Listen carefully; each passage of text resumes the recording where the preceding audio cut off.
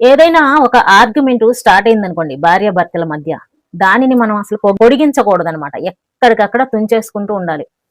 అవసరమైతే sorry చెప్పేసేయాలి. Sorry చెప్పినంత మాత్రాన మనం ఓడిపోయామని అర్థం కాదండి. మన బంధాన్ని మనం నిలబెట్టుకోవటంలో గెలిచామనేది అర్థం వస్తుందని చెప్పేసి అసలు మర్చిపోకండి. కాబట్టి మీ భార్యకి కానీ భర్తకి కానీ సారీ చెప్పాల్సి వస్తే అర్జెంటుగా ఏమాత్రం సిగ్గుపడకుండా చెప్పేసేయండి. అప్పుడే మన లైఫ్లు ప్రశాంతంగా ఉంటాయి అన్నమాట. ఇక నెంబర్ 3 అండి, ఇది చాలా ముఖ్యం. చాలా మంది ఈ వీడియో నేను చాలా వరకు జెంట్స్ కి సంబంధించిన టిప్స్ మాత్రమే చెప్తున్నానండి.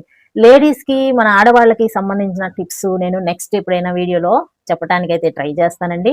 ఎందుకంటే ఈ భార్యాభర్తల విషయం టాపిక్ మనం తీసుకున్నామంటే వచ్చేస్తూనే ఉంటుంది. ఎన్ని నిమిషాలు గడిచిపోతాయో కూడా మనకు అర్థం కాదనమాట ఈ ఫ్యామిలీ గురించి చెప్పుకోవాలంటే. కాబట్టి ఇప్పుడు జెంట్స్ 3వ పాయింట్ చక్కగా గుర్తుపెట్టుకోండి ఫ్రెండ్స్.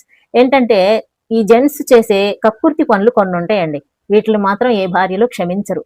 బయటికి ఎక్కడికైనా వెళ్ళినప్పుడు ఆటోమేటిక్ గా ఎవరో ఒక అందమైన అమ్మాయి మెరుపు తీగలాగా వస్తుంది.